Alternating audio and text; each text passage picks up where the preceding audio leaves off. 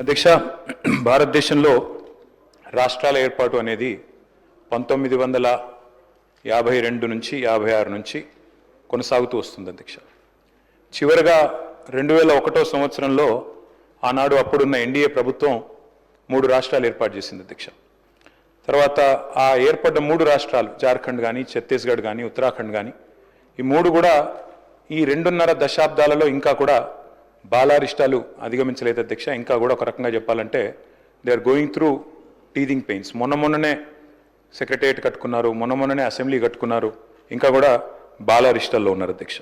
కానీ ఏర్పడిన మొట్టమొదటి దశాబ్ద కాలంలోనే మెరుపు వేగంతో దూసుకొని పోయిన మన రాష్ట్రం తెలంగాణ అని చెప్పి గర్వంగా ఒక తెలంగాణ బిడ్డగా నేను చెప్తా ఉన్నాను అధ్యక్ష.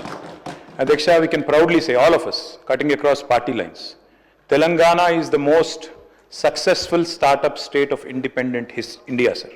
76 ఏళ్ల భారతదేశ స్వతంత్రానంతరం ఏర్పడ్డ రాష్ట్రం ఇంత స్వల్ప సమయంలో ఇంత ప్రగతి సాధించడం అనేది నిజంగా కూడా మనందరికీ గర్వకారణం అధ్యక్ష. అధ్యక్ష, గత 10 ఏళ్లలో అభివృద్ధి పదంలో మెరుపు వేగాన్ని, సంక్షేమ సంస్కరణల విషయంలో మానవీయ కోణాన్ని ఆవిష్కరించి మరి తెలంగాణను అగ్రగామిగా నిలబెట్టింది మా నాయకుడు కేసీఆర్ గారి నాయకత్వంలోని ప్రభుత్వం. పరిపాలనలో కొత్త ఒరవడిని, ప్రణాళికల రూపకల్పనలో ఒక సరికొత్త పందాను అనుసరించడం వల్లనే తెలంగాణ ముఖ చిత్రం మారింది. తెలంగాణ ప్రజల బ్రతుకు చిత్రం కూడా బాగుపడ్డది అధ్యక్ష. నేనేదో ఊరికే చెప్పడం లేదు సార్.